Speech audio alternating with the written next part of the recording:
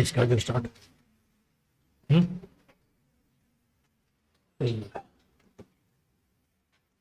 Expenses वगैरह हो गए थे अपने, है ना। तो एक्सपेंसेस क्या होते हैं?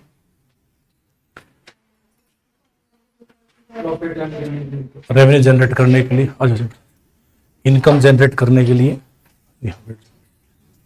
जो भी अपन बिजनेस में पे करते हैं वो सारे क्या होते हैं?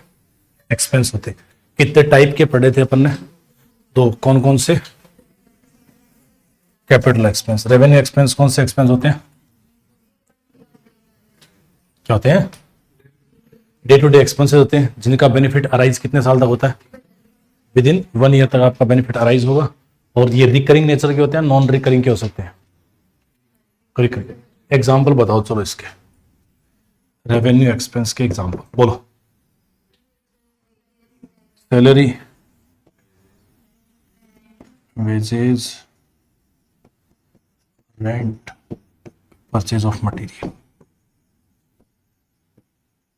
परचेज ऑफ मटेरियल, ये सारे आपके क्या हो गए? ठीक है। फिर कैपिटल एक्सपेंस आपने क्या बताया? जिसका बेनिफिट आपको मिलता है मोर देन 1 ईयर, है ना, कई साल तक आपको इसका प्रॉफिट मिलता है। वन टाइम एक्सपेंस होता है। रिकरिंग नेचर के होते हैं, नॉन रिकरिंग होते हैं।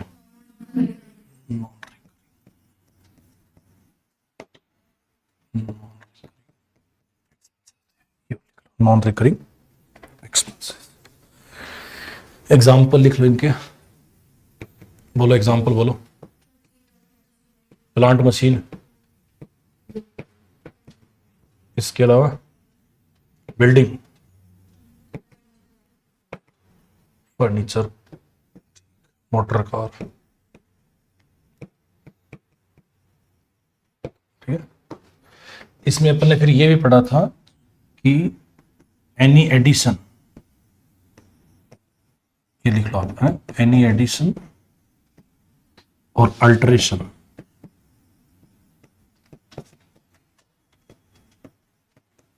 which increase or decrease, which increase or decrease the productivity of fixed assets, the productivity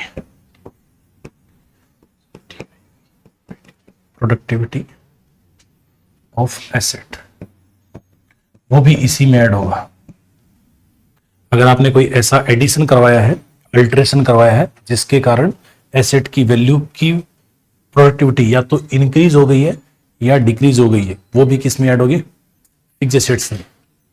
sickle था ना अपन ने ये 4 दीवारी बनाई है, ये तो किसका एग्जांपल है? कैपिटल एक्सपेंस का। फिर अगर हमने इसमें छत डलवा दी है, वो भी किसका एग्जांपल होगा? कैपिटल एक्सपेंस या रेवेन्यू एक्सपेंस? कैपिटल एक्सपेंस ना।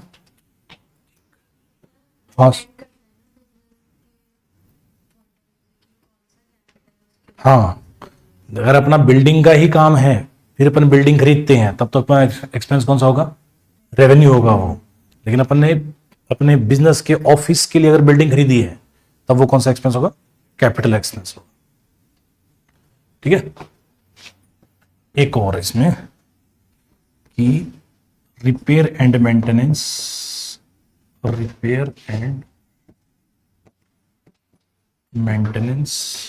या ओवरहॉलिंग चार्जेस,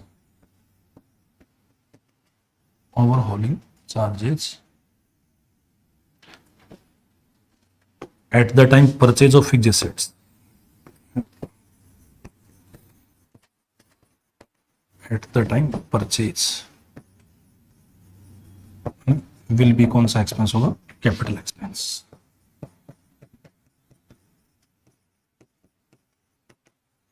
मतलब अगर आपने परचेज के टाइम, फिक्स्ड एसेट्स की परचेज के टाइम अगर आपने कोई रिपेयर का खर्चा करा है या ओवरऑलिंग उसको ठीक करवाया है, वो सारे खर्चे भी किस में ऐड होंगे? कैपिटल एक्सपेंस में या फिक्स्ड एसेट्स में ऐड होंगे। फिर आपने बिजनेस में स्टार्ट कर दिया, पुट टू यूज कर दिया, उसके बाद दोबारा खराब हो गई, फिर वो खर्चा कौन सा होगा? Revenue expense. समझ में आ रहा है? आपने कोई जरूरी थोड़ी हर बार नई मशीन ही खरीदो। आपने क्या खरीदी है? पुरानी मशीन खरीदी है, और पुरानी मशीन को आपने ठीक करवाया, तो उसके खर्चे किस में जुड़ेंगे? मशीन की कॉस्ट में जुड़ेंगे। लेकिन उसने वो स्टार्ट कर दिया, रन हो गई है, उसके बाद अगर आपने दोबारा रिपेयर मेंटेनेंस करवाया है, वो खर्चा कौन सा होगा? रेवेन्यू। ठीक है। तो ये 3 पॉइंट याद रखना भाई। एक तो आपने कोई capital expense one time expense किया, वो कैपिटल एक्सपेंस है ही। आपने कोई एडिशन अल्टरेशन किया है, वो भी सारा कौन सा एक्सपेंस, कैपिटल एक्सपेंस। और रिपेयर मेंटेनेंस आपने करवाया है, वो भी कौन सा एक्सपेंस है, कैपिटल एक्सपेंस। बोलो इसमें और कोई डाउट है तो आप लोग घर जाके पढ़ तो रहे हो ना? हाँ बोलो सर।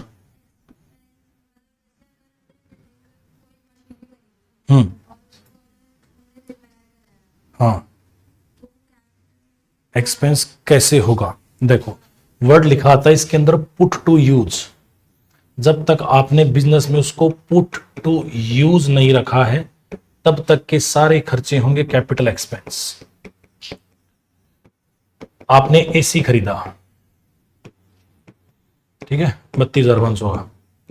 ट्रांसपोर्ट का खर्चा किसमें जोड़ोगे, किसमें जोड़ोगे, एसी में जोड़ोगे। इंस्टॉलेशन का खर्चा किसमें जोड़ोगे, एसी में जोड़ोगे। फिर आप ये पूछते ना कि एसी कितने का पड़ा, तो पूरा जोड़ोगे 32, 33, 34 और 35,000। अब स्टार्ट कर लिया आपने, अब इसकी आप सर्विसिंग करवा रहे हो, तो वो सर्विसिंग का खर्चा रेवेन्यू एक्सपेंस। जब तक वो बिजनेस में स्टार्ट नहीं हो जाए तब तक का सारा खर्चा किसमें आएगा, कैपिटल एक्सपेंस। ये फैन ला के जब तक अपन बटन चालू नहीं कर देना है तब तक का खर्चा कैपिटल एक्सपेंस है। बटन चालू होने के बाद फिर खराब हो गया तो फिर वो कौन सा एक्सपेंस है, रेवेन्यू। लेकिन फिर अगर तुम इसमें कोई ऐसा मेजर चेंज करवाते हो जिसके कारण उसकी प्रोडक्टिविटी या तो बढ़ जाए या कम हो जाए, वो कौन सा खर्चा होगा, कैपिटल एक्सपेंस। ठीक है, मेंटेन करने का जो भी खर्चा होता है वो सारा रेवेन्यू एक्सपेंस होता है, लेकिन प्रोडक्टिविटी बढ़ाने का जो खर्चा होगा वो कैपिटल एक्सपेंस। आ गया, चलो आगे। इसके आगे आप लिख लो रिसिप्ट या रेवेन्यू। पेन, रिसिप्ट या इनकम। तो ये इनकम भी दो टाइप की होती है, रेवेन्यू इनकम या रेवेन्यू रिसिप्ट जिसको अपन बोलते हैं, और एक होती है कैपिटल रिसिप्ट।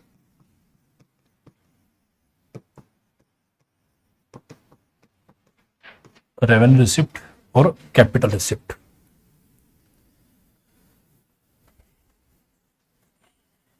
रेवेन्यू रिसिप्ट और कैपिटल रिसिप्ट, बताओ तो रेवेन्यू रिसिप्ट और कैपिटल रिसिप्ट क्या होती है, या दोनों एक ही होती है, अलग अलग होती है, बताओ तो क्या होती है। डे टू डे बिजनेस से जो अर्निंग होती है वो कौन सी रिसिप्ट होगी, जिसको अपन बोलते हैं रेवेन्यू फ्रॉम ऑपरेशन। 12th में ये नाम पढ़ा था, क्या पढ़ा था, रेवेन्यू फ्रॉम ऑपरेशन, या जिसको अपन टर्नओवर बोलते हैं। कहते हैं कि इस कंपनी की टर्नओवर इतनी है, या जनरल टर्म्स में अपन इसको बोलते हैं सेल्स। तो हमारी जो इनकम होगी उसे क्या बोलेंगे, रेवेन्यू इनकम। आपका मेजर सोर्स ऑफ जो इनकम है उसे अपन बोलेंगे रेवेन्यू इनकम। अगर अपना कमीशन का काम है तो कमीशन होगा हमारा रेवेन्यू इनकम। अगर अपना ब्रोकरेज का काम है तो ब्रोकरेज अपनी होगी रेवेन्यू इनकम। ठीक है, अपन सर्विस प्रोवाइड करते हैं तो अपने को सर्विस या फी जो रिसीव्ड होती है वो सारी क्या होगी, रेवेन्यू इनकम। इसके अलावा कैपिटल रिसिप्ट दो तीन तरीके से हो सकती है, या तो आपने डिस इन्वेस्टमेंट किया है। डिस इन्वेस्टमेंट का मतलब समझते हो, जो आपने कैपिटल एक्सपेंस कर रखा था ना, आपने उसको क्या कर दिया, बेच दिया। आपने जो कैपिटल एक्सपेंस करा था ना, मशीन खरीदी थी, प्लांट खरीदा था, फर्नीचर खरीदा था, उन सबको अपन ने क्या कर दिया, बेच दिया। बेचने से जो आपको रिसिप्ट हुई है तो वो अपन क्या बोलेंगे, कैपिटल रिसिप्ट बोलेंगे। या आपको हुआ recovery of loan. Recovery of loan, जरूरी थोड़ी आप हर बार लोन ले ही, आप किसी को लोन दे भी सकते हो। तो आपने जो एज ए इन्वेस्टमेंट लोगों को लोन दिया है, वो आपसे पैसा अगर रिकवर हो गया आपको, तो वो भी कौन सी रिसिप्ट होगी, कैपिटल रिसिप्ट। या आपने कोई लायबिलिटी रेज करी है,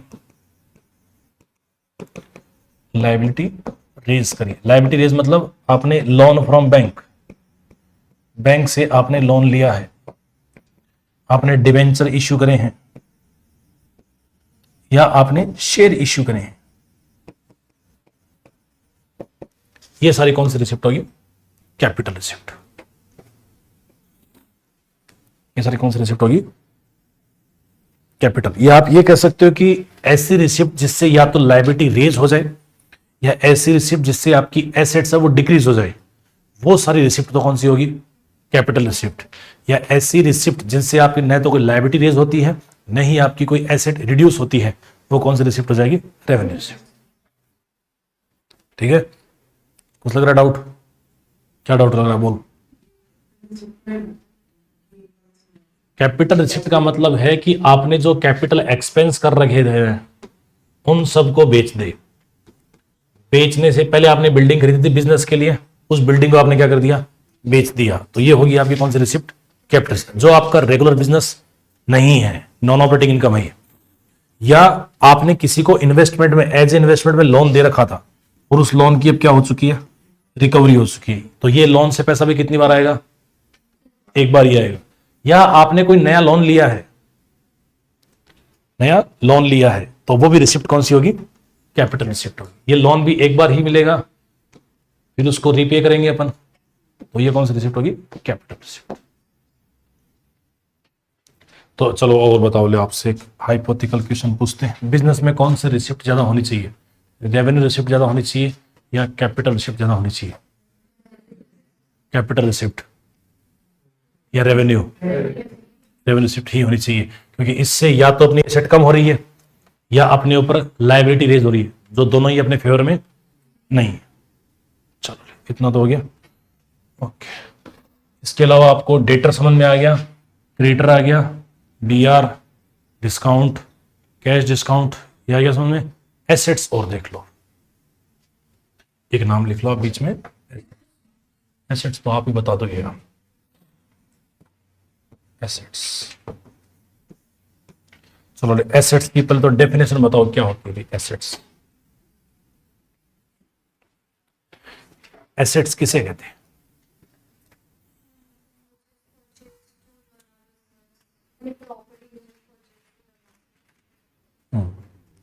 और कोई एसेट्स आज कल वाले हुआ, कोई नया भी है आपसे? आपने क्या नाम मैडम आपका? सलोनी। कहाँ? जयपुर से? ठीक है, तो सलोनी बताओ तो एसेट्स क्या होती है? नाम तो सुना है, इतनी सारी बैलेंस शीट बनाई है, सब में क्या लिखते थे? एसेट्स। होती क्या है सर? एसेट्स, एसेट्स होती है। हाँ मैडम आप? ये तो एग्जाम्पल हुआ मैडम, होती क्या है? Meaning, meaning. Short term benefit देती है, वो एसेट नहीं होती? तो फिर हाँ, दोनों बोल तो, जो अपने को, ये तो टाइप्स हो गए। वो लाइन बोली थी तुमने, उसमें शॉर्ट टर्म और ऐड कर दे। अब बोल,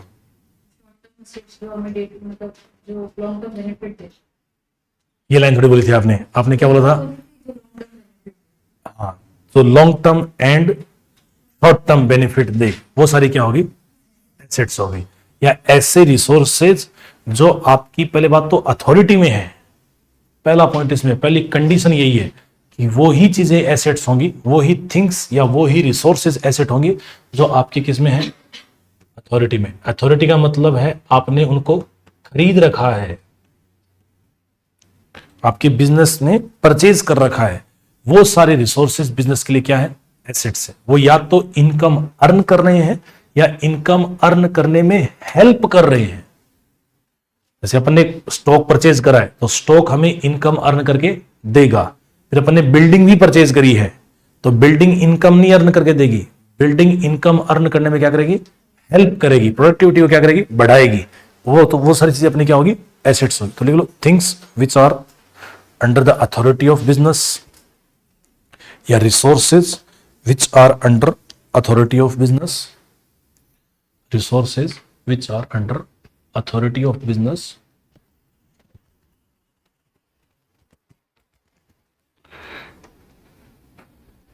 they earn income or help in earning income, they earn income or help in earning income। कि resources which are under authority of business, they earn income or help in earning income, या तो वो income earn करके देंगे या income earn करने में क्या करेंगे, हेल्प करेंगे। ये बिल्डिंग अपन ने किराए पे ले रखी है, ये एसेट नहीं है। बिल्डिंग हमारी तभी एसेट होगी जब अपन ने बिल्डिंग को क्या कर रखा है, परचेज कर रखा है, तभी वो अपनी एसेट होगी। तो अथॉरिटी में होना जरूरी है, अपने को इनकम अर्न करके दे और इनकम अर्न करने में क्या करे, हेल्प करे। टाइप्स बता दो एसेट के, टाइप तो बता सकते हो तुम लोग, नॉन करंट एसेट्स और करंट एसेट। ये लो थोड़ा सा, ये नॉन करंट एसेट्स और ये current assets. Non current assets को फिक्स्ड एसेट्स भी बोलते हैं, तो प्रॉपर्टी प्लांट इक्विपमेंट बोलते हैं। इसके भी दो पार्ट कर सकते हैं, कौन कौन से, नॉन करंट एसेट्स के दो पार्ट, टेंजिबल एसेट्स और इंटेंजिबल। टेंजिबल एसेट्स और intangible assets.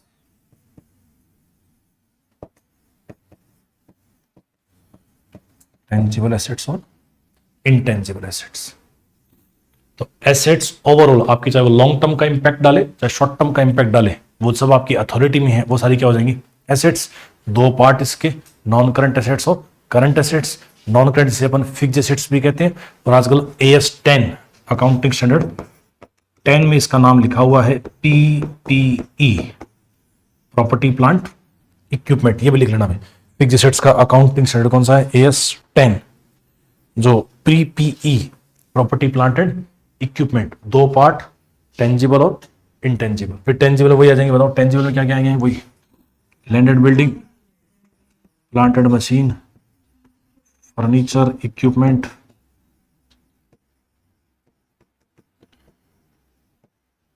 Equipments, motor car, ये सब जो आपके कैपिटल एक्सपेंस देना है वो सारे फिक्स्ड एसेट्स हैं।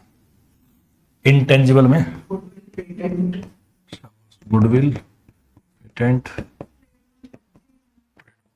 फ्रेंचाइजी, कॉपीराइट, ये सारे किसमें आ जाएंगे, इंटेंजिबल में आ जाएंगे। अकाउंटिंग स्टैंडर्ड क्या होता है, पहले आप बताओ क्या होता है, फिर मैं बताता हूं। नाम तो सुना होगा अकाउंटिंग स्टैंडर्ड, AS क्या होता है,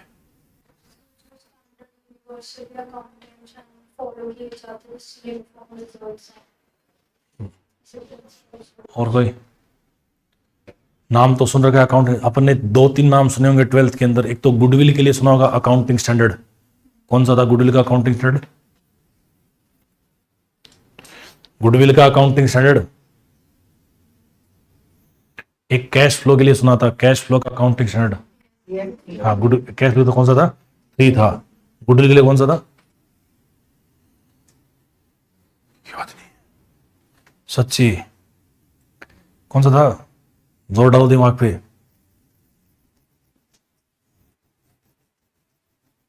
छब्बीस याद आ रहा है, AS 26 accounting for intangible assets, वो किसके लिए था, गुडविल के था। देखो क्या होता है कि अकाउंट्स के अंदर जो रूल रेगुलेशन या प्रोटोकॉल्स क्या होंगे, उन सब के लिए स्टैंडर्ड बनाए हुए हैं।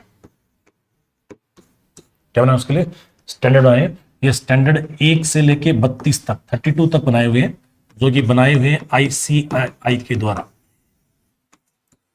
किसके द्वारा बनाए गए, ICAI, institute of chartered accountant of India, इनके द्वारा अकाउंटिंग स्टैंडर्ड बनाए हुए 1 से लेके 32 तक, 32 तक। 29 अभी रनिंग में है, मतलब कुछ को कैंसिल कर दिया गया, कुछ को मर्ज कर दिया गया, तो फिलहाल में कितने हैं, 29। उस 29 में AS जो 10 है वो किसके लिए है, प्रॉपर्टी प्लांट एंड इक्विपमेंट के लिए। जैसे पहले AS 6 था, वो तो था डेप्रिसिएशन के लिए, AS 6 था वो था डेप्रिसिएशन के लिए। AS 10 था फिक्स्ड एसेट्स के लिए। फिर इनको लगा कि ये दोनों एक साथ ही काम करते हैं, तो इन दोनों को मर्ज करके AS 10 कर दिया, जिसका नाम है PPE, प्रॉपर्टी प्लांट इक्विपमेंट। हाँ, 10 डेप्रिसिएशन और फिक्स्ड एसेट्स दोनों मिला के एक ही अकाउंट स्टैंडर्ड बना दिया गया, AS 10। तो ये याद रख लेना, आपके थ्योरेटिकल पार्ट में है अकाउंट। 11th में थे ना यार अकाउंटिंग स्टैंडर्ड, चैप्टर था पूरा, हमने सर 11th ध्यान में नहीं दिया, 11th को बहुत हल्के में लिया तुम लोगों ने। अब 11 तुम्हें हल्के में ले रही है, याद रख लेना। तो AS10।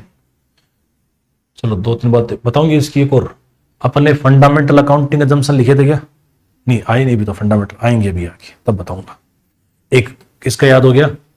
कैश फ्लो का याद हो गया। कौन सा? AS3 पड़ गया है ना, AS3।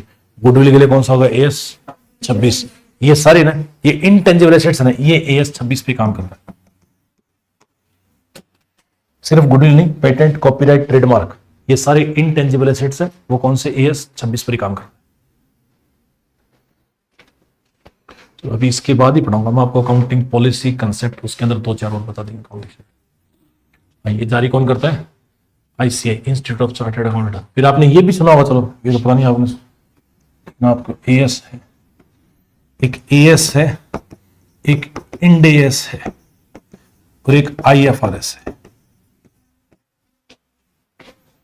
इनमें से कौन कौन सा नाम सुन रखा है? AS, इंड AS और IFRS। AS, और वो भी अभी सुना है। ओके, IFRS ने सुना? फुल फॉर्म इसकी सच्ची बताओ, झूठ में बोलो यार। ऐसे कॉमर्स में थे तुम 2 साल। IFRS international financial reporting standard, और Ind AS Indian accounting standard. थोड़ी सी बताता हूं आपको, देखो आप कोशिश करना समझने की। ICAI ने बनाई क्या? AS, जो इंडियन अकाउंटिंग स्टैंडर्ड है, मतलब इंडिया में जो अकाउंटिंग बनाई थी उसके लिए जो rule, regulation, protocol, method, policy जो बना के थी, वो क्या है? AS। अब क्या होता है कि इंटरनेशनल पर जो अकाउंटिंग स्टैंडर्ड फॉलो होते हैं उनका नाम है इंटरनेशनल फाइनेंशियल रिपोर्टिंग स्टैंडर्ड। मतलब ग्लोबली जो अकाउंटिंग होती है उन सब पे जो अकाउंटिंग स्टैंडर्ड जो फॉलो होते हैं उन सब का नाम क्या है? International financial reporting standard. जैसे ग्लोबली है, वहां पे US डॉलर काम करती है, तो जो अकाउंटिंग वहां पे US डॉलर में होती है, तो वो लोग फॉलो करते हैं IFRS, international financial reporting standard. Problem क्या हुई कि अपने जो अकाउंटिंग स्टैंडर्ड है वो इनको कंपीट नहीं कर पा रहे थे। मतलब अपने अकाउंटिंग स्टैंडर्ड है वो इंडियन सरकमस्टांसेस के बेस पर बनाए गए थे। इंटरनेशनल फाइनेंशियल रिपोर्टिंग स्टैंडर्ड है वो इंटरनेशनल जो अकाउंटिंग फॉलो हो रही है उसके सरकमस्टांस के बेस के ऊपर बनाए गए थे। अब अपनी जो कंपनी है तो इंडिया में भी काम कर रही है और इंडिया के बाहर भी काम कर रही है, तो बाहर जब काम करेगी तो डील किसके साथ होगी? इंटरनेशनल फाइनेंशियल रिपोर्टिंग स्टैंडर्ड के साथ होगी। इंडिया में अपन जो ट्रांजैक्शन रिकॉर्ड कर रहे हैं वो AS के ऊपर रिकॉर्ड कर रहे हैं। मतलब अपना ऐसा माल है जो फॉरेन वाले माल को कॉम्पीट नहीं कर पा रहे, तो अपने माल में कुछ चेंज करें या फॉरेन वाले माल में चेंज करें?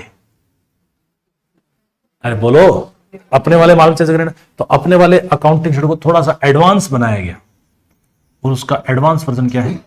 Indian account.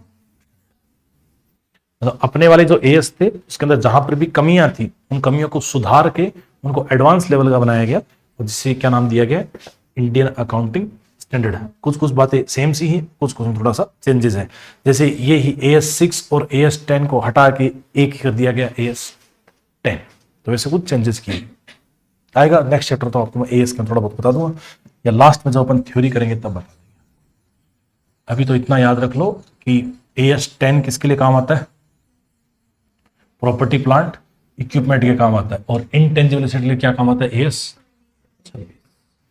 करंट एसेट्स ये रहेगी क्या? चलो बताओ, करंट एसेट्स बताओ क्या होती है भैया? जो फिक्स्ड एसेट्स नहीं होती है वो करंट एसेट्स, जो करंट एसेट्स नहीं होती है वो फिक्स्ड एसेट्स। या करंट एसेट्स क्या होती है?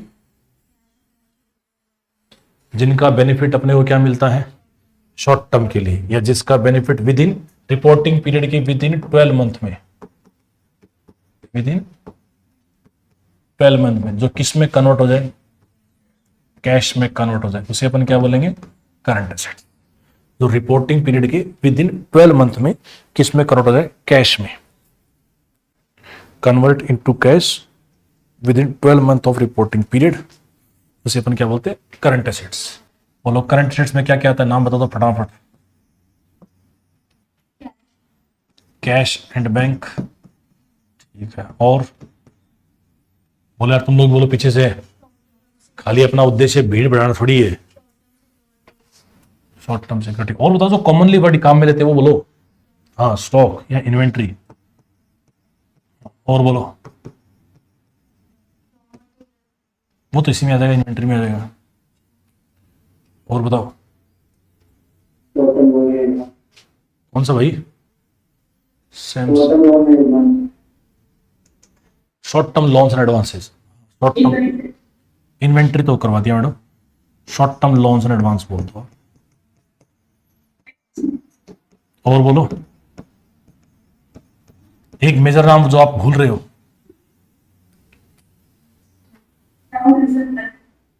अकाउंट रिसीवेबल, अकाउंट रिसीवेबल या trade receivable. Trade receivable, prepaid expenses. Madam दोबारा बोलना क्या? सप्लाईज। सप्लाईज किसकी?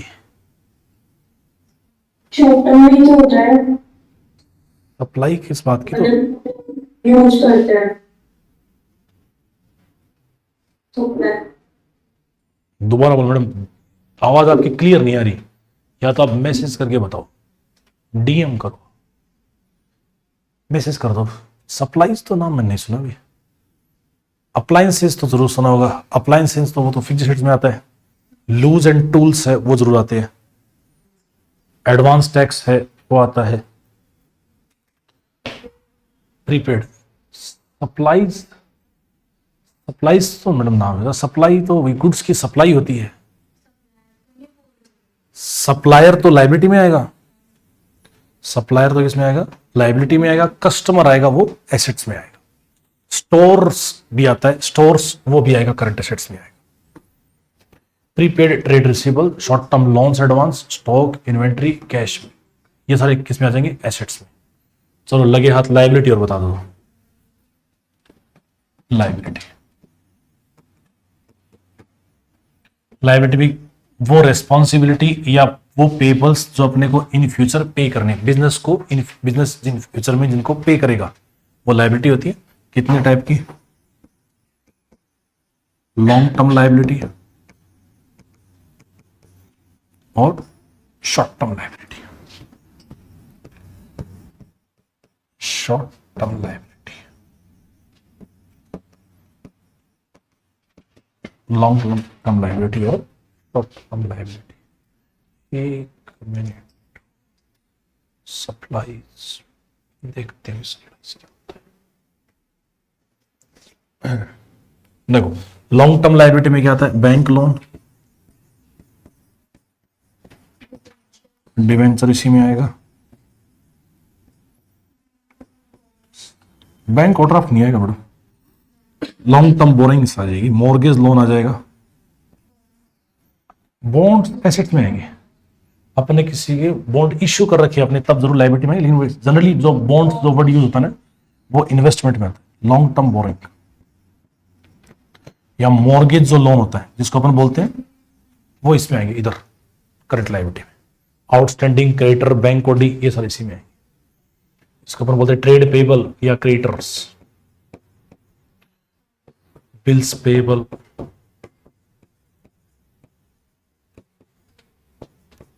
आउटस्टैंडिंग एक्सपेंस,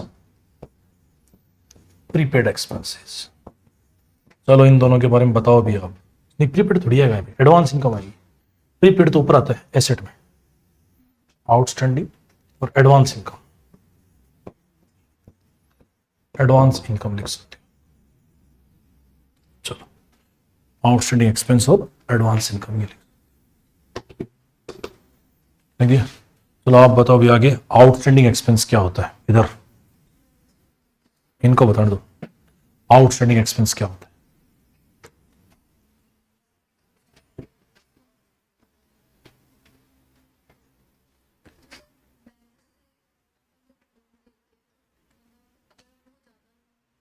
वो तो ओवरड्राफ्ट होता है मैडम। वो तो क्या होता है? Bank OD, overdraft, outstanding expense.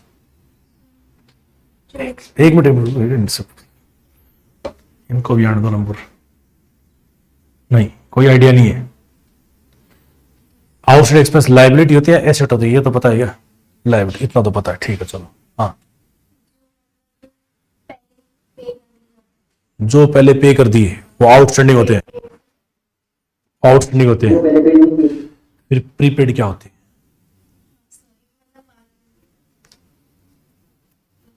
तो बता भाई।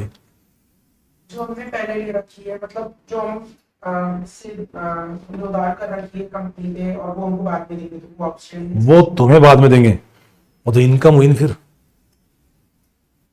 या फिर हमने पहले से इनकम ले रखी है और हम उनके लायक है। वो तो एडवांस इनकम होगी। हाँ भाई, ये सैमसंग सही बता रहा है भाई। ये नाम क्या है तुम्हारा? सैमसंग नाम है? अच्छा, कृष्णा। अच्छा, आईडी में नाम चेंज कर रखा हूँ, ठीक है। आप बताओ madam.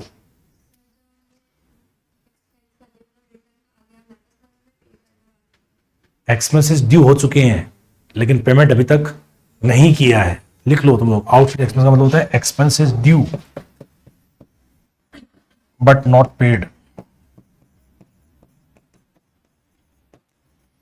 Expenses due but not paid, ऐसे एक्सपेंसेस जो क्या हो चुके हैं, ड्यू हो चुके हैं लेकिन उनका पेमेंट नहीं हुआ है, वो सारे क्या होंगे? आउटस्टैंडिंग। ऐसे एक्सपेंसेस जिनका पेमेंट करना अभी बाकी है, जिनका पेमेंट आता है ना कई बार, insurance premium has been due, तो वो क्या हो गया? आउटस्टैंडिंग। जो खर्चा ड्यू हो चुका है लेकिन उसका पेमेंट नहीं हुआ है उसको क्या बोलेंगे? आउटस्टैंडिंग। जिसका आपने पेमेंट पहले ही कर दिया है वो क्या है?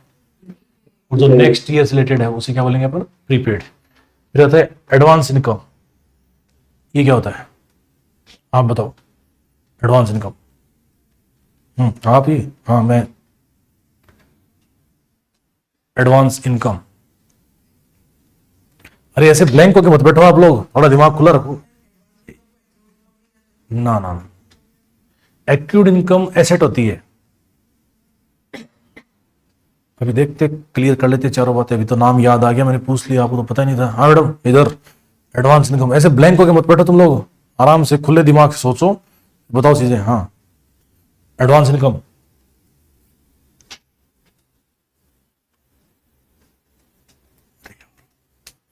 हाँ इधर। अपने अपने प्रोवाइड नहीं करी है वो सारी इनकम क्या होती है? अरे एडवांस में जो अपन ने पैसा ले रखा है वो सारी कौन सी इनकम होगी? एडवांस। जिसका काम अभी तक अपन ने किया नहीं है वो कौन सी इनकम होगी? एडवांस। स्कूल में जो वो फीस लेते थे वो एडवांस में ले लेते हैं, क्वार्टर चालू होता तभी लेते ना। कोचिंग में भी फीस लेंगे वो क्या लेंगे? एडवांस में। तो इनकी जो इनकम हो चुकी है वो क्या हुई? Advance income. अब इनकी लायबिलिटी तुम्हें पढ़ाना पड़ेगा या पैसे वापस करने पड़ेंगे। तो एडवांस इनकम, जो इनकम अपने को रिसीव हो चुकी है पहले ही लेकिन उसकी अभी तक सर्विस प्रोवाइडेड नहीं की है वो सारी क्या होगी? Advance income. और आउटस्टैंडिंग एक्सपेंस में क्या था? एक्सपेंसेस कर चुके हैं अपन लेकिन उसका पेमेंट, इलेक्ट्रिसिटी यूज कर चुके हैं लेकिन उसका पेमेंट अभी तक नहीं किया है, वो क्या हुआ? आउटस्टैंडिंग। अब एसेट में समझ लो, प्रीपेड समझ में आ गया? मोबाइल का तुम रिचार्ज करते हो, वो कौन सा रिचार्ज करते हो? प्रीपेड। पेमेंट क्या करते हो? पहले, फिर मोबाइल डाटा यूज कर चालू होता है ना, तो जिसका पेमेंट अपन ने क्या कर दिया है पहले और यूज सर्विस बाद में लेंगे वो क्या हो गया? Prepaid. Accrued income. Accrued income ये क्या होती है? किसका उल्टा? एडवांस इनकम का उल्टा होता है। क्या उल्टा होता है? जिसका पेमेंट कर देंगे मेरी इनकम का तू पेमेंट कैसे करेगा भाई? सर काम कर दिया पैसे मिल गए। हाँ, अरे इनकम का तू पेमेंट कैसे करेगा? सोच। तो मतलब काम भी करके दे रहा है और पेमेंट भी कर रहा है। दुकान नाम कर दे उसके, भी अपन उसका क्या करके दे रहे हैं? काम भी करके दे रहे हैं और उसको पेमेंट भी कर रहे हैं, सब कुछ उसी का नाम कर दो। इनकम का पर्पज क्या हुआ? कि अपन ने काम करा है, इसके कंसिडरेशन में अपने को कुछ मिलेगा। एक्यूड इनकम का मतलब क्या हुआ? Income earn. इनकम अर्न हो चुकी है मतलब अपन ने उसका काम कंप्लीट करके दे दिया है लेकिन पेमेंट अभी तक रिसीव नहीं हुआ, उसे क्या बोलेंगे? Accrued income. अकाउंट्स में जब भी तुम ट्रांजेक्शन रिकॉर्ड करो तो सामने वाले के बिहाफ पे मत सोचा करो कि सर उसकी इनकम हो गई होगी तो हमारा एक्सपेंस हुआ, या हमारा एक्सपेंस हुआ तो उसकी इनकम। तुम अपनी सोचा करो, वो अपने आप सोच लेगा अपनी, है ना? तो एक्यूड इनकम क्या हुई? Income which is not receive but has been earn, मतलब जो इनकम अर्न हो चुकी है और अभी तक उसका पेमेंट नहीं आया है, उसे क्या बोलेंगे, क्या बोलेंगे, एक्यूड इनकम। देखो भाई, जब तक इंटरेस्ट सब्जेक्ट में नहीं लोगे ना तब तक समझ में नहीं आएगा, है ना। और ये आपके जीवन की अंतिम स्टेज है जहां पर आपको बेसिक पढ़ाया जा रहा है। इसके बाद आपको कोई बेसिक्स नहीं पढ़ाएगा, कोई नहीं बताएगा एक्यूड इनकम क्या होती है। तुम जानो, तुम्हारा काम जाने, तुम लिख पाओ तो लिख देना एग्जाम में, नहीं लिख पाओ तो मत लिखना। पहली बार चांस मिला था 11th में पढ़ने का, दूसरी बार चांस मिला है फाउंडेशन में पढ़ने का। अब इसके बाद कोई नहीं बताएगा कि बेटा एसेट्स के 2 टाइप होते हैं, वो आके जो भी पढ़ाएगा वो सीधा चैप्टर चालू करेगा, बेटा ये लिखो। तुम सोचते रहो ये एक्यूड इनकम होती क्या है, कभी तो ये एसेट बताता है, कभी ये लायबिलिटी मेरे को लगती है, एक्सपेंस हुआ, इनकम नहीं हुआ, वो तुम सोचते रहो। और जब तक तुम इंटरेस्ट नहीं लोगे चीजों के अंदर तब तक समझ में भी नहीं आएगा। ऐसे जी अगर घुट रहा है ऐसे तो मुश्किल है ना, जी मत उठाओ, आराम से खुले दिमाग से पढ़ो, और जो भी डाउट हो पूछो यार। और ये तो जनरल टर्म्स है यार, तो मोबाइल का जाने कितनी बार रिचार्ज कर चुके हो यार। हाँ, किसका, नेटफ्लिक्स का सब्सक्रिप्शन लिया है तो वो क्या था, प्रीपेड था या आउटस्टैंडिंग था, पहले पेमेंट लेते हैं वो।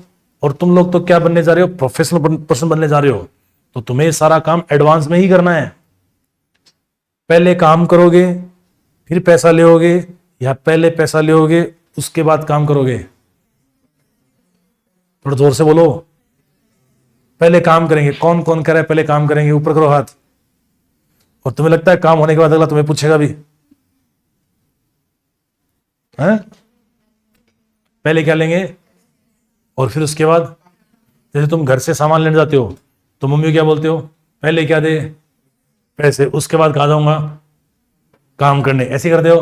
हाँ, तो तुम कौन से सिस्टम पे काम कर रहे हो, तुम एडवांस सिस्टम पे काम कर रहे हो।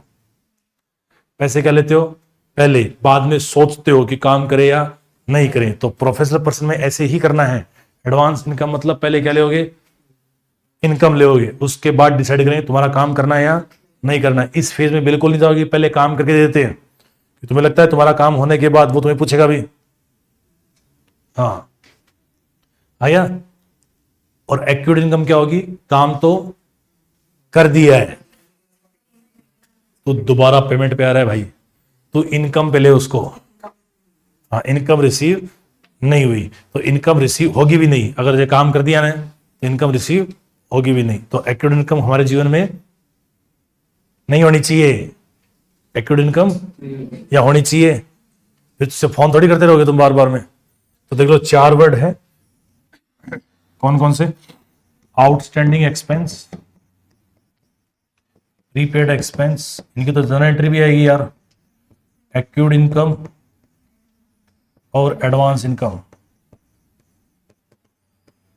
चलो लड़कों में से बताओ, तुम चारों में से एक एक करके। हाँ भाई तू बता सबसे पहले, आउटस्टैंडिंग एक्सपेंस क्या होता है, जिसका पेमेंट करना था लेकिन किया नहीं, मतलब expense is due but not made, liability या एसेट, करेगा या नहीं करेगा, पेमेंट करना पड़ेगा ना, तो हमारी क्या हुई, लाइबिलिटी। आगे राजा, प्रीपेड एक्सपेंस, और सर्विसेज अभी नहीं ली है, ये हमारी एसेट या लाइबिलिटी। एक बार पहले पेमेंट कर ही दिया है, दोबारा पेमेंट करूंगा, घर नाम कर दे उसके, प्रॉपर्टी में नॉमिनी उसी बना दे, ये यार मतलब अपने पैसे का क्या करना है, तू ले सब कुछ।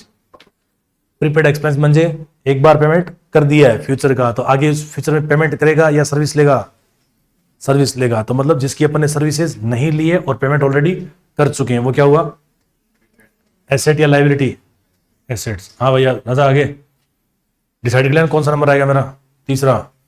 एक्यूड इनकम पता क्या होती है,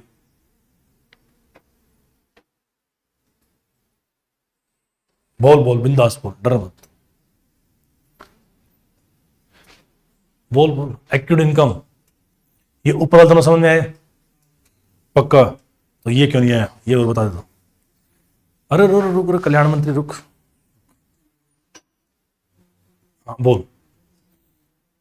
एडवांस इनकम समझ में आई, ये क्या होती है, जिनसे हम पहले एडवांस लेते हैं उसके बाद उसका काम करके देंगे, वो क्या होगी, एडवांस इनकम। उल्टा कर दे उसका, जिसको सर्विस दे देंगे लेकिन पेमेंट अभी तक नहीं आया, वो क्या होगी, एक्यूड इनकम। मतलब जिसका काम कर दिया लेकिन पेमेंट नहीं आया, वो हमारी क्या होगी, एक्यूड इनकम। ये बता दो, एसेट है या लायबिलिटी है? लायबिलिटी। काम भी करके देंगे और पैसे भी देंगे। यार तुम दोनों ऐसे धर्मादा करने बैठे हो, दान करने बैठे हो, और जब ये लुटा देंगे। पैसा आता है, अंधाधुन पैसा है। ठीक है भाई, आगे एडवांस इनकम तो बता भाई। इनकम तो आज की, लेकिन सर्विस प्रोवाइड नहीं की। सर्विस प्रोवाइड अपन ने नहीं करी, वो क्या हुई? Advance income. लायबिलिटी या एसेट? लायबिलिटी, हाँ लायबिलिटी है, लायबिलिटी। तो यार बटन चालू करके भूल गया क्या है भाई? ना ये रोज फेस्ट पे आता है ये। क्या नाम भाई तुम्हारा? हाँ सर। कृष्णा। कृष्णा। ना हाँ यार, रुक यार थोड़ा। ओके, बटन चालू करके भूल जाते हैं। ये आ गया इतना समझने? पक्का? अब और बताओ, तुम लोग कोई डाउट है तो बोलो तुम लोग, या फिर मैं आगे बढ़ूं? बोलो, मैं नाम बोलता हूं, तुम बताना कि इसमें डाउट है या नहीं है। कैपिटल नहीं है doubt, drawings, goods, stock, debtors, bad debts आता है। बैड डेट्स क्या होता है? और बैड डेट्स की तो एक मस्त स्टोरी भी है, कोई बता देंगे आप। चलो ले बताओ।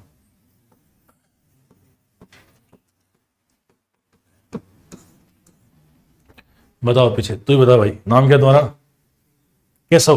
भाई बढ़िया नाम है। कहाँ से? जयपुर से। बता दो, बैड डेट्स क्या होते हैं? हाँ हाँ बोल, सही है। तो पैसा अपना डूब चुका है, उसे क्या बोलते हैं अपन? Bad debts. मतलब डेटर ने जो पेमेंट देने के लिए क्या कर दिया है? मना कर दिया है, उसे क्या बोलते हैं अपन?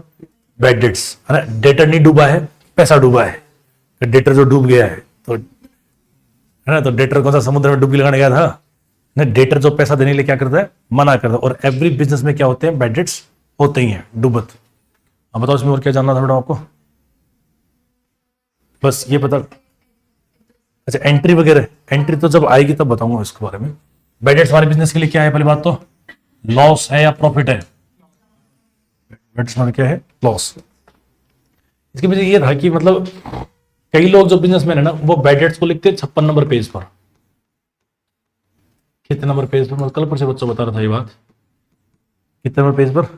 56 नंबर पेज पर लिखते थे। अब इसके पीछे लॉजिक क्या है? इसके पीछे लॉजिक ये है कि 1956 में इंडिया में अकाल पड़ा था, जिसको बोलते छपनिया अकाल। नाम सुना कभी आपने? तुम लोग मतलब सब अंटार्कटिका से आए हो या? पहले पेंगुइन के साथ रहते थे, फिर वहां से एयरलिफ्ट करके यहां फेंक दिया गया तुम लोगों? नहीं सुना तुम लोगों ने? फिर तो नहीं सुना तो फिर एक बात और सुनो कि अपना जो हिंदी वाला कैलेंडर है, ये कितने साल आगे चल रहा है? 57 ईयर आगे चल रहा है। ग्रेगोरियन कैलेंडर से कितना आगे चल रहा है?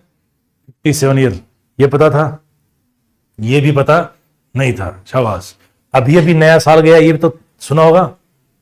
वो उस साल में ईयर देखा था, कौन सा लिखा था? ये भी नहीं देखा था।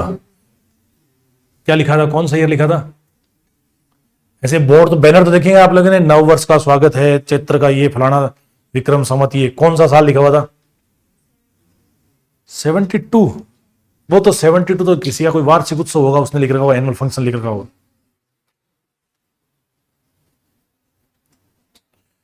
मतलब बैनर को तुमने ध्यान से पढ़ा भी नहीं, घर के बाहर भी चिपक रखा होगा। ये बैनर याद तो आ रहा है कि अभी न्यू ईयर की सबने विश करी होगी भाई, हिंदू नव कैलेंडर है, संवत्सर चालू हुआ है 2083। कौन सा साल चालू हो चुका है? 2000। अब जाके देखना जाके वो कितना लिखा हुआ है। वो 57 ईयर ठीक आगे है। अपन कौन सा फॉलो करें? कैलेंडर ईयर 26, इसमें जोड़ 57, तो कितना कैलेंडर ईयर आगे चल रहा है ये? 57 ईयर। मतलब ग्रेगोरियन घूम रहा है 2026 में, हम जल्दी नई सेंचुरी में आ जाएंगे। कितने साल बाकी है? 17 साल बाकी है, फिर अपन 2100 में आ जाएंगे। तो एग्जैक्ट तो वो ईयर था 1899 जो कैलेंडर का, लेकिन उसके ठीक 57 साल बाद क्या होगा? 1956। ये तो हिंदू कैलेंडर। और ये कौन सा कैलेंडर? ग्रेगोरियन, जो अपन फॉलो करते हैं, जो तुम्हें याद है। तो इस साल पड़ा था अकाल। अकाल मतलब समझते हो? सूखा। अकाल मतलब सूखा, ड्रॉथ जिसको बोलते हैं, सूखा पड़ा था। राजस्थान तो वैसे ही सूखा पड़ता है, इस साल इतना भयंकर सूखा पड़ा था कि बारिश की एक बूंद भी नहीं हुई थी, बारिश बिल्कुल नहीं हुई थी। घर में जितना भी अनाज था खत्म हो गया था। मतलब लोगों ने बाहर ऐसे पेड़ काट काट के पेड़ खाए थे। हाँ, घरों के बाहर जो जानवर थे उन सबको मार मार के खाए थे। सर्वाइव करने का कोई ऑप्शन ही नहीं बचा था।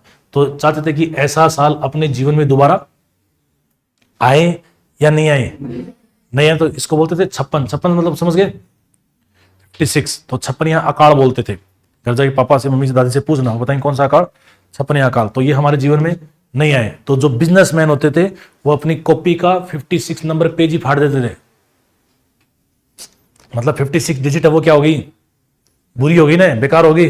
तो जैसे पेज में नंबर लिखते 1 2 3 4 5 6, तो जो 56 का नंबर पेज था उस पेज को क्या करते, फाड़ देते। तो ये बैड डेट्स, इसको तुम जीवन में दोबारा देखना चाहते हो। जिसको तुमने, जैसे मान लो आपने इनको उधार दे रखा है पैसा और ये करी कि मैं पैसा नहीं दूंगी, तो आप इनको दोबारा देखना चाहते हो। जो इंसान अपने को पैसा नहीं दे उसको दोबारा देखना चाहते हो नहीं। तो उसका नाम कौन से नंबर पेज पर, 56 पर। जैसे 56 हमारे जीवन में नहीं आना चाहिए, वैसे ये इंसान दोबारा हमारे जीवन में नहीं आना चाहिए। तो देख लो कौन कौन इंसान तुम्हारे जीवन में नहीं चाहिए, उन सब का नाम कौन से पेज पर लिखोगे, 56 पर। कई से गेम हुआ करते थे, उसके अंदर 56 पॉइंट होते थे, हार जाता था। मतलब हारने के लिए पॉइंट भी क्या होते थे, 56। जैसे अभी कोरोना है 2020 में, तुम चाहते 2020 दोबारा आए, बच्चे तो चाहते हैं सर आए, सर क्या छुट्टी बनाई है, मतलब सॉलिड, न पढ़ाई की टेंशन, न घर वाले कुछ करे। पहली बार ऐसा हुआ कि घर वाले पढ़ने के लिए भी हमें नहीं करे, न स्कूल वाले कुछ करे, है ना। ये साल तो सर, साल में 2 महीने तो आने चाहिए, है ना। कैलेंडर में ऐसे परमानेंट महीना होना चाहिए किसका, कोरोना का। ऐसे ना वो एक बच्चों को पढ़ा देते, बीकॉम फाइनल बच्चा था एक। बीकॉम फाइनल तो समझते हो तुम लोग, अंटार्कटिका में होता था ना बीकॉम फाइनल, है।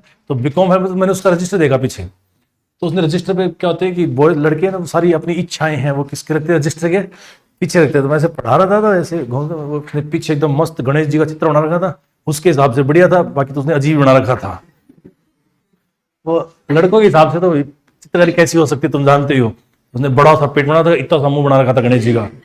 मैंने कहा गणेश जी तेरे को देख लिया ना तो तेरे को मार मार के सुझा देंगे, है ना। इतनी बुरी फोटो बनाई तूने। नीचे उसने मंत्र लिख रहा था गणेश जी का मस्त, और नीचे उसने अपनी विशेष है वो लिख रखी थी। तो उसने विश में लिख रहा, बीकॉम फाइनल का बच्चा समझते हो, तुमसे 3 साल बड़ा, है ना। उसने पहली विश लिख रखी थी कि हे भगवान मुझे वो ब्रेसलेट वाला, वो क्या, वो मोतियों वाला ब्रेसलेट दिला दो। मोती समझते हो तुम, आज वो बच्चे पहनते ना, व्हाइट व्हाइट मोती जैसा ऐसा कुछ, वही दिला दो। मैंने कहा भगवान से इच्छा होगी मांग ली। फिर उसने दूसरा लिख रखा था कि वो जो डिजिटल वाली घड़ियां थी, डिजिटल वाली, कोई कंपनी की थी, कोई डेल या पता नहीं, एप्पल तो नहीं, यहाँ तक तो नहीं पहुंचा था वो कोई घड़ी थी, कोई ऐसे वॉच थी। मैंने उससे पूछा ये होता है क्या, तो उसने बताया कि सर डिजिटल वाली वॉच है, वो लगा दो, ये दिला दो मुझे। फिर एक वो चश्मा लिख रखा था कि भगवान मुझे क्या दिलाती है, चश्मा दिला दो। फिर नीचे लिख रखा था उसने मस्त, हे भगवान संपूर्ण भारतवर्ष में लॉकडाउन लगवा दो। मैं को तेरे पास होने के चक्कर में तू पूरे भारतवर्ष को डुबो रहा है। तो बच्चे अभी भी विश मांग रहे भगवान से कि हे प्रभु क्या आ जाए, है ना, लॉकडाउन। ये अभी इसका वॉर चल रहा है इनका, किनका, ईरान का, इजराइल का, अमेरिका का। तो बच्चे से क्लास में क्वेश्चन करेंगे, सर सच्ची बताओ लॉकडाउन लगेगा, एक बार बता दो पढ़े या नहीं पढ़े। तो 2020 अपने जीवन में होना चाहिए या नहीं होना चाहिए। तो 20 नंबर का पेज अपन क्या कर देंगे, फाड़ देंगे, है ना। 20 नंबर का चैप्टर वो क्या कर देंगे, फाड़ देंगे। ठीक है, तो बैड डेट्स याद रख लेना भाई। बैड डेट्स हमारे बिजनेस में क्या होता है, लॉस। एंट्री वेंट्री जो होती है वो आगे पढ़ाऊंगा। और बताओ इसके अलावा तुम्हें stock, goods, debtors, expenses, capital expense, revenue expense समझ में आ गया, है। कैपिटल रिसिप्ट, रेवेन्यू रिसिप्ट समझ में आ गई, है ना। और इनके रजिस्टर एक बना रहे हो, 2 बना रहे हो, 2 बना रहे हो। अभी तो एक में काम कर रहा है, पतला सा बना रहे जिसके अंदर अपन थ्योरी लिखेंगे। जब न्यूमेरिकल चालू करेंगे तो दूसरा वाला बना लेना भाई, ताकि नोट सारे मेंटेन रहे आपके। ठीक है, फिर इसके बाद ये तो सारी हो गई फिर आपकी। चलो तो फिर अब आगे बढ़ते हैं। आगे आप तीसरा जो यूनिट है वो लिखो आप, अकाउंटिंग प्रिंसिपल एंड कंसेप्ट। इसमें आए ये लिखो, accounting principle and concept. Accounting principle and concept.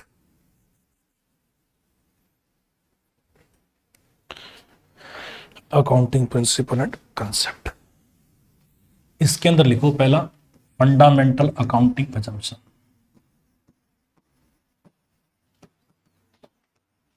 Fundamental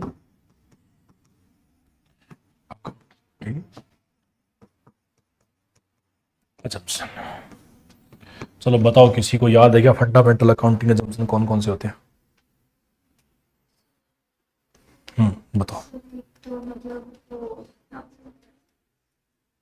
monetary terms में कंसेप्ट है वो तो, और बताओ।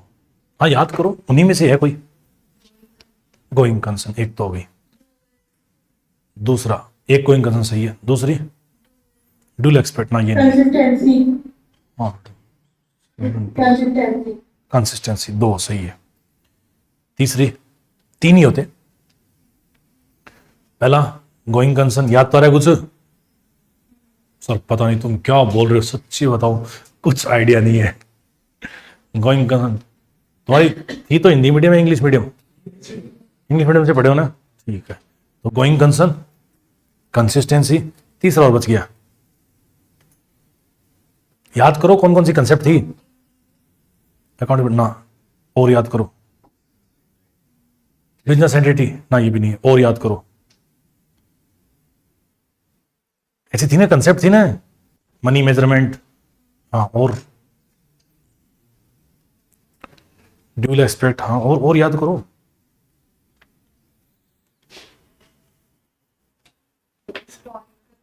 कॉस्ट ना, ये भी नहीं है। फुल डिस्क्लोजर, ये भी नहीं है, और याद करो। विंडो, ये तो अकाउंटिंग की लिमिटेशन है। अकाउंटिंग के बेसिस कितने हैं? शाबाश। हाँ, तीसरी कंसेप्ट क्या है? एक्रूअल। अक्रूअल, अक्रूअल दो बेसिस है, कैश बेसिस और अक्रूअल बेसिस। तो जो फंडामेंटल अकाउंटिंग का तो तीसरा जम्पशन है वो कौन सा है? अक्रूअल। तो कितने हो गए? तीन। कौन कौन से?